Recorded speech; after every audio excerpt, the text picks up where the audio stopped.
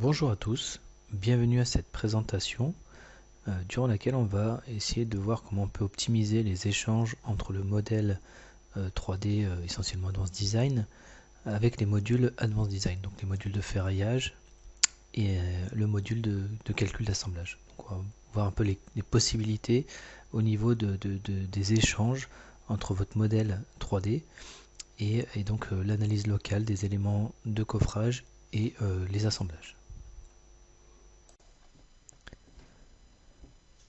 Avant de démarrer le webinaire, je vais me présenter rapidement. Donc, je suis Kamel Hanoun, ingénieur d'études structures au sein de Gretec depuis 2005.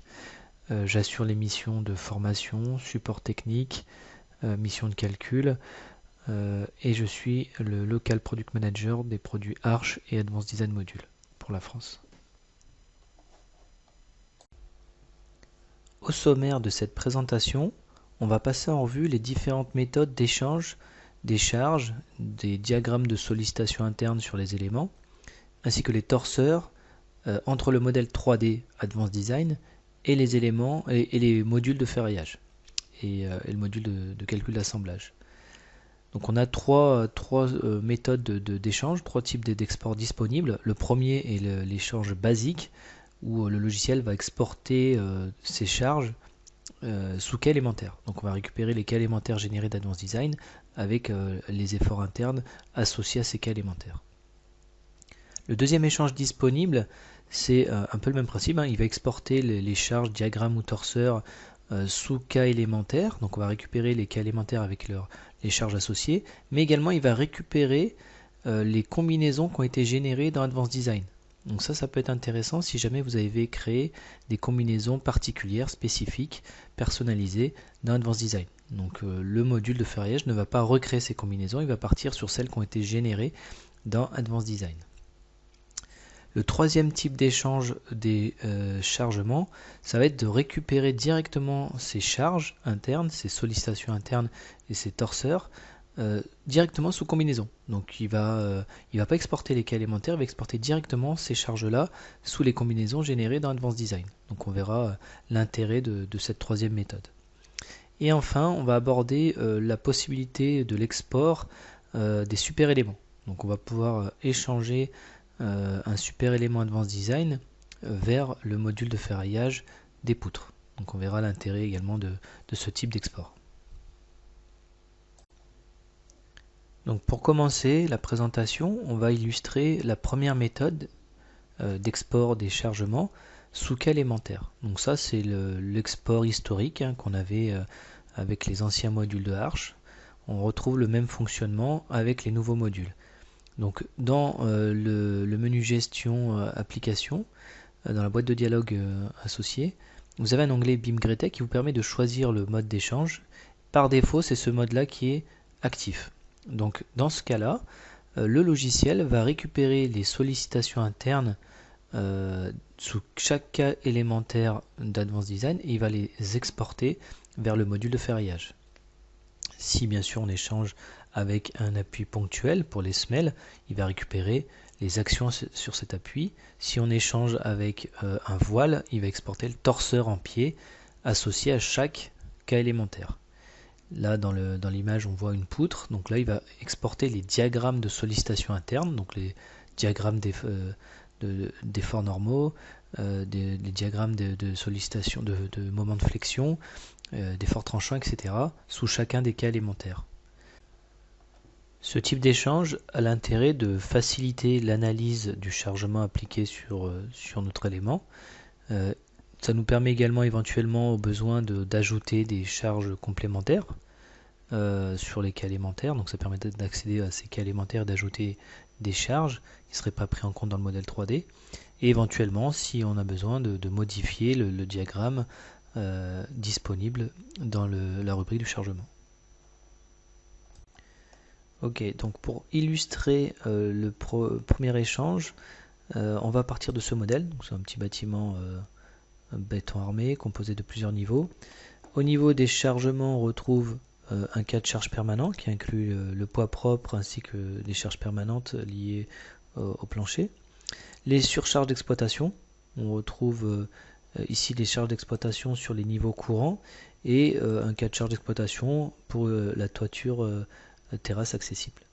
On retrouve deux cas de sismique, séisme suivant X et Y, et le cas de neige normale. Donc on va passer directement en phase d'exploitation.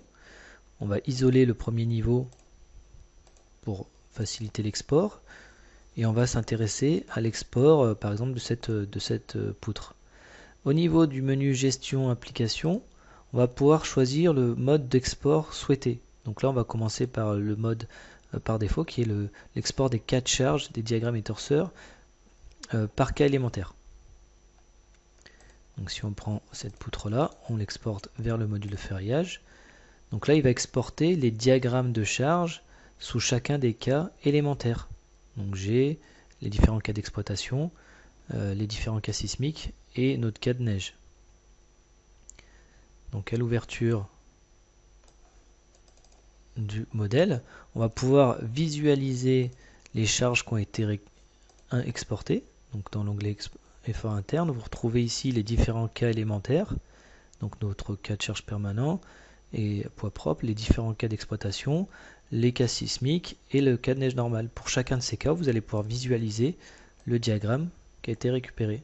Donc pour les différents cas, si on regarde par exemple un cas sismique, on a également les différents points récupérés. Donc pour le diagramme d'effort normal, pour le moment fléchissant, je vais avoir un cas d'exploitation. Pour du diagramme d'effort tranchant, et on peut également avoir des moments de torsion. Au niveau des combinaisons, donc si on visualise les combinaisons, on voit bien qu'elles ne sont pas générées. Il n'a pas récupéré les combinaisons de notre modèle 3D. Elles seront générées soit en cliquant sur ce bouton de commande, soit on va pouvoir directement les générer au moment du calcul.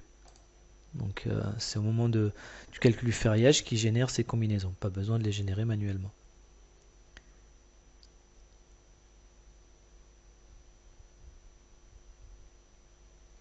Et à l'issue du calcul, on va pouvoir exploiter les résultats et visualiser les diagrammes de sollicitation qu'il a récupérés. Donc là, par défaut, il nous affiche les enveloppes ELU. Je vais pouvoir désactiver pour visualiser les cas élémentaires. Donc les charges permanentes, les surcharges d'exploitation. On va pouvoir demander les cas sismiques, par exemple. Et pour les cas sismiques, on peut même demander de visualiser le diagramme d'effort normal. Donc ces courbes de sollicitation, elles sont également visibles dans Advanced Design directement. Et on pourra s'assurer du bon échange des sollicitations. Donc grâce à ce mode d'export, on peut facilement lire le chargement appliqué à notre structure et éventuellement rajouter des charges complémentaires sur les cas élémentaires. Donc ici, je vais pouvoir rajouter des charges externes, soit réparties, soit ponctuelles, sous les différents cas élémentaires. J'accède à mes différents cas élémentaires.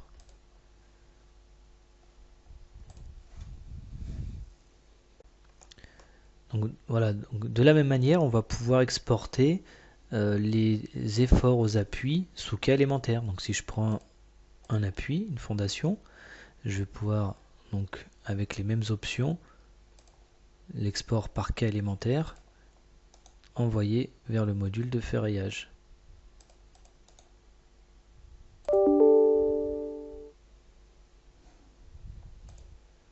Donc dans le module de ferraillage, on récupère le torseur qu'on peut lire dans la rubrique chargement sous cas élémentaire. Donc on retrouve nos différents cas élémentaires.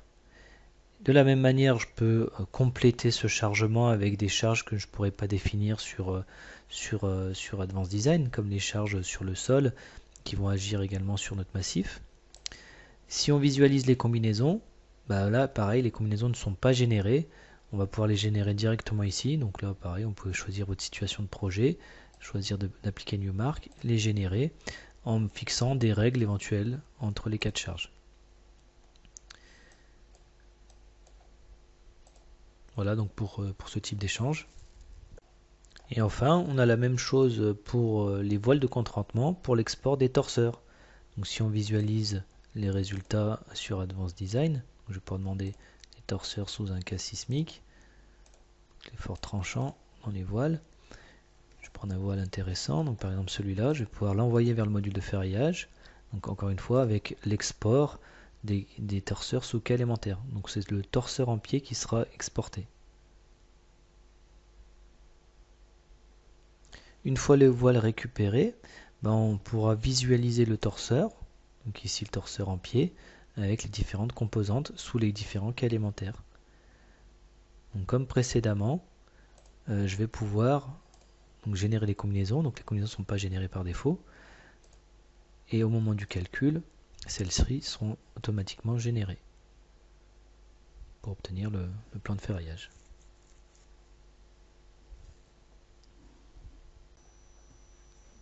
Le deuxième échange disponible, ça va être l'export des charges, des sollicitations internes et torseurs dans les éléments, dans les voiles sous cas élémentaire, comme on a pu le voir précédemment.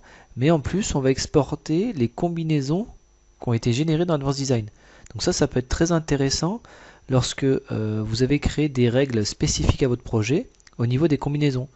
Par exemple, si vous avez exclu des cas de charge entre eux, si vous avez forcé des cas entre eux, ou si vous avez manipulé vos combinaisons, les coefficients directement dans le générateur de combinaisons. Donc l'idée c'est de récupérer ces sollicitations internes sous cas élémentaire pour pouvoir lire facilement et analyser facilement l'échange des charges et pouvoir éventuellement rajouter des chargements externes.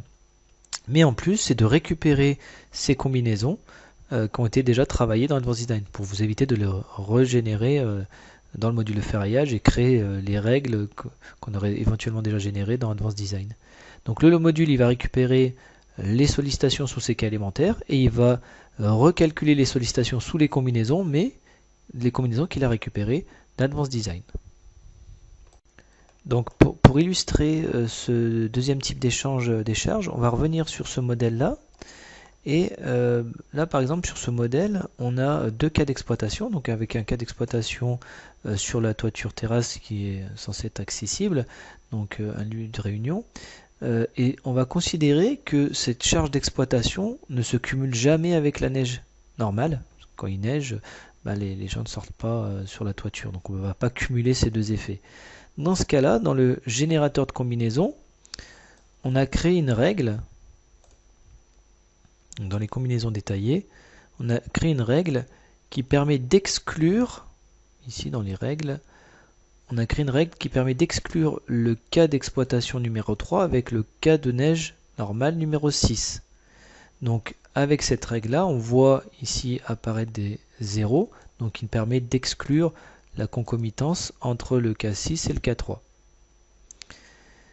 Si on regarde les combinaisons générées, on voit bien effectivement que le cas 3 n'est jamais cumulé avec le cas 6. On a soit le 3 seul, soit le 3 avec le cas 2, mais on n'aura jamais le cas 6 avec le cas 3. Et le cas 6, pareil, il se cumule par contre avec le cas numéro 2.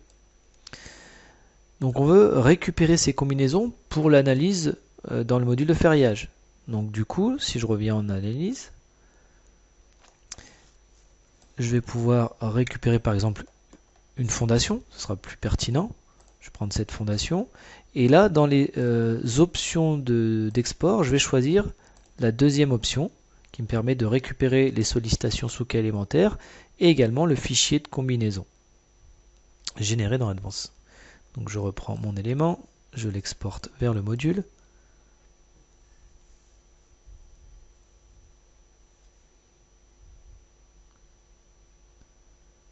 Donc une fois qu'on récupère la semelle dans le module, on va pouvoir visualiser donc les charges sous cas élémentaire, comme on a vu précédemment. Donc on retrouve le torseur sous les différents cas élémentaires récupérés d'Advanced Design. Et en plus, on va pouvoir récupérer les combinaisons qu'on a générées. Et là, vous voyez qu'il a conservé notre règle qui exclut le cas numéro 3 avec le cas numéro 6. Donc ça permet d'éviter de retravailler nos combinaisons. Donc on va pouvoir dimensionner notre massif en respectant les règles propres au projet étudié. Un autre exemple permettant de montrer l'intérêt de ce type d'export, c'est ce petit modèle dans lequel en fait donc il y a une étude sismique qui doit être faite et les appuis ne sont pas reliés par des tirants sismiques, donc il n'y a pas de réseau de Longgreen qui vient relier nos massifs, donc il faut vérifier le déplacement relatif entre appuis. Donc on a créé des cas de déplacement imposé, et ces déplacements imposés, je vais les cumuler au cas sismique. Donc comme c'est une analyse modale spectrale, je ne peux pas ajouter des efforts associés, donc je crée des cas de charge indépendants que je vais associer dans les combinaisons. Donc dans les combinaisons, j'ai forcé manuellement, pour les combinaisons de Newmark, j'ai ajouté le cas de déplacement différentiel entre appuis de la direction concernée. Donc par exemple sur la combinaison de Newmark qui tient compte de EX, j'ajoute le cas numéro 9 avec un coefficient de 1. Pour le cas de Newmark, toujours avec en cas prédominant EX, j'ajoute encore une fois le déplacement différentiel suivant la direction de X. Du coup, comme ces cas-là ont été ajoutés dans les combinaisons de Newmark, automatiquement, ils vont être intégrés dans l'association des combinaisons de Newmark avec les autres cas de charge. Donc ça, ce travail d'ajout des déplacements imposés aux combinaisons de Newmark, et du coup dans les autres combinaisons, je veux le conserver pour le dimensionnement de mes massifs, par exemple. Donc du coup, une fois qu'on a lancé le calcul, je vais pouvoir sélectionner un appui. Donc là, on peut visualiser les efforts amenés par le déplacement différentiel. Et ces torseurs avec les combinaisons, je veux les exporter. Donc, comme précédemment, je vais demander ici l'export des cas de charge sous cas élémentaire, enfin l'export des charges sous cas élémentaire, et les combinaisons qu'on a générées. J'exporte vers le module.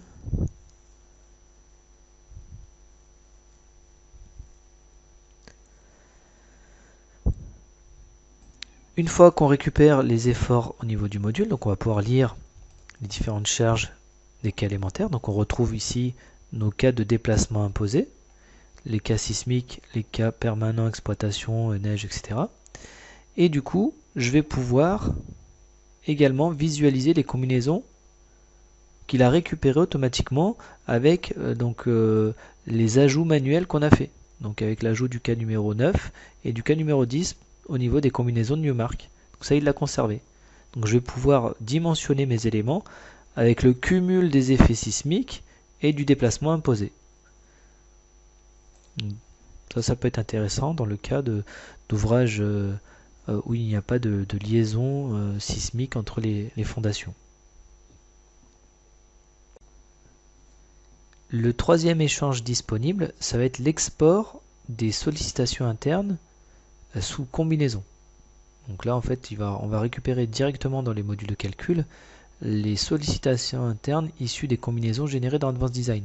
Donc on n'aura plus accès aux sollicitations sous cas élémentaire, on récupérera directement toutes les charges, diagrammes de sollicitation ou torseurs dans les voiles issues des combinaisons. Alors ça, c'est un gros intérêt notamment pour l'étude des éléments qui ont un fonctionnement non linéaire, tels que les tirants, les butons, les câbles ou alors les appuis de butée. Donc les modules de calcul ne sont pas capables de faire de calcul non linéaire.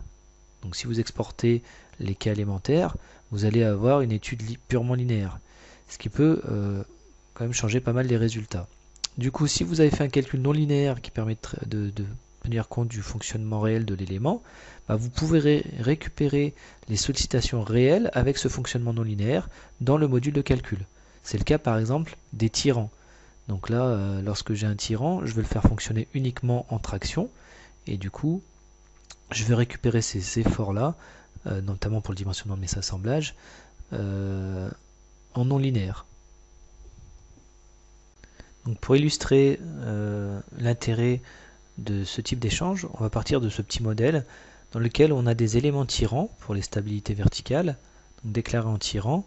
Donc on a un modèle pour lequel on n'a pas fait de calcul non linéaire et un modèle avec le calcul non linéaire. Donc si on regarde déjà les efforts internes, donc en comparaison, je peux visualiser donc les efforts au niveau de la stabilité verticale. Donc je vais demander les efforts enveloppe normaux. Donc on voit ici que j'ai une diagonale qui reprend de la traction, 1500 kg à peu près de traction, et une diagonale qui reprend également de la compression. On est à 2000 décanewtons au niveau de la compression. Donc ça, c'est un fonctionnement qui est purement linéaire, qui fait travailler également le tirant en compression. Si je prends ce même modèle en non linéaire, donc on a une analyse non linéaire qui a été faite sur toutes les combinaisons. Du coup, si je redemande les résultats sur ce modèle, je vais pouvoir, pareil sur les stabilités verticales, demander les efforts enveloppe, cette fois-ci, enveloppe uniquement pour les cas non linéaires. Donc si on regarde les efforts internes, donc là on voit qu'on a essentiellement de la traction, et on a 2380 décanewtons de traction. Donc ça peut avoir un impact sur le dimensionnement de vos assemblages. Du coup, si je prends par exemple le modèle initial, je vais enlever les résultats, je vais prendre un assemblage, donc une attache de Gousset pour la diagonale, je l'exporte vers le module de calcul d'assemblage. Avant ça, je vais régler le type d'export pour lequel je choisis la troisième option qui correspond à l'export des résultats, des valeurs de sollicitation interne, torseur, pour chaque combinaison. Je prends mon attache et je l'exporte vers le module correspondant.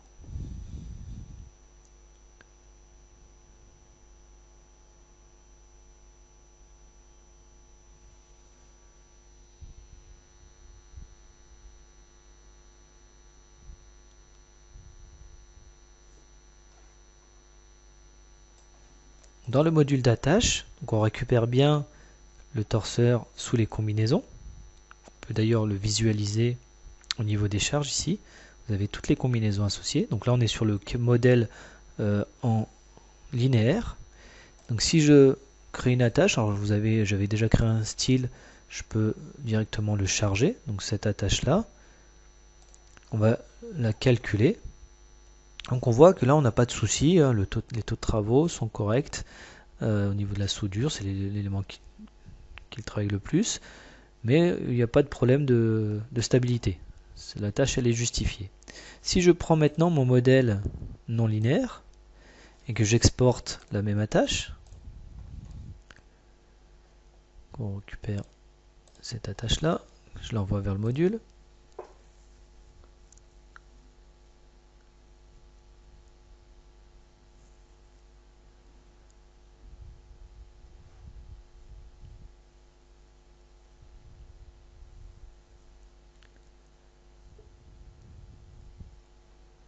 Dans le module d'attache, comme tout à l'heure, je récupère les combinaisons, mais cette fois les combinaisons non linéaires. Ok. Du coup, je vais pouvoir charger la tâche que j'ai définie. Donc, au passage, vous voyez hein, l'intérêt de faire des standards. Ça permet d'aller très vite dans la définition de vos assemblages. Et cette attache-là, qui est la même que précédemment, je vais la dimensionner et vous voyez que là, là ça passe plus parce qu'on est sur les sollicitations internes non linéaires où là on avait beaucoup plus d'efforts de traction. Donc là la soudure n'est plus justifiée, les boulons travaillent beaucoup plus au niveau du cisaillement. Donc voilà, donc vous pouvez avoir des différences de résultats en fonction du type de calcul. D'où l'intérêt de cette méthode qui permet d'envoyer vers le module de ferraillage les bonnes sollicitations.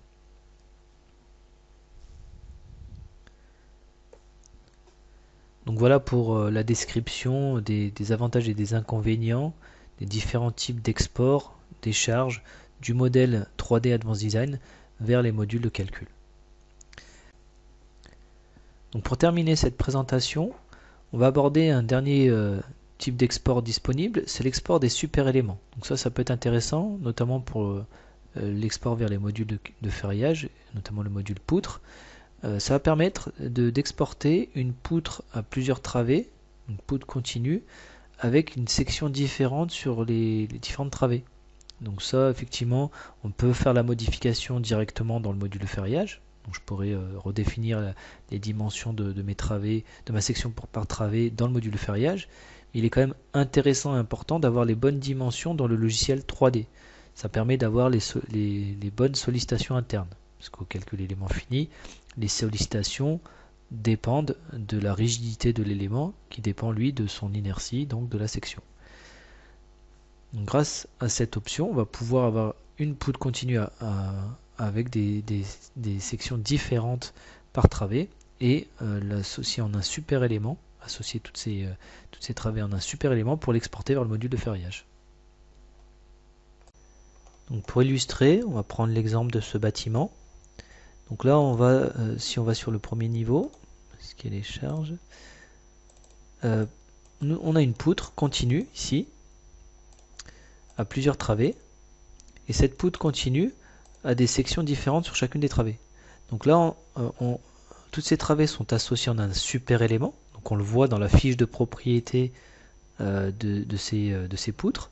On voit ici qu'elles appartiennent tous au super élément numéro 1, et vous avez l'identifiant des poutres, des filaires qui appartiennent à ce super élément. Donc pour créer un super élément, vous avez l'option dans l'onglet Objet, ici, c'est cette commande qui va nous permettre d'associer des éléments ou de les dissocier pour en créer un super élément.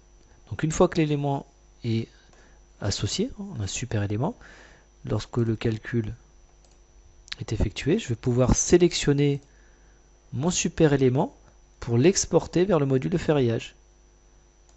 Donc ici, je peux faire appel au module de ferriage et il est censé récupérer toutes les travées avec les sollicitations internes associées.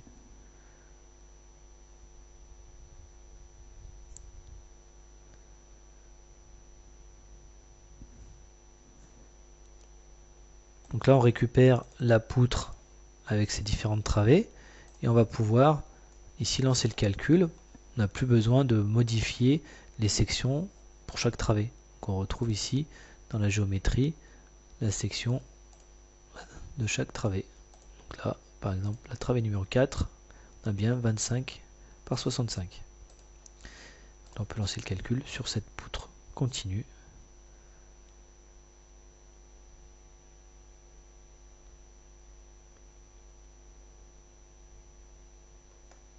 Et là, si on regarde les sollicitations, on voit bien les moments sur appui. Donc on a bien la continuité. Voilà pour cette présentation. Merci de votre attention. Merci d'avoir participé à ce webinaire. Si vous avez des questions, on reste à votre disposition. Vous pouvez envoyer vos demandes à info.france@gretec.com et je vous dis à bientôt pour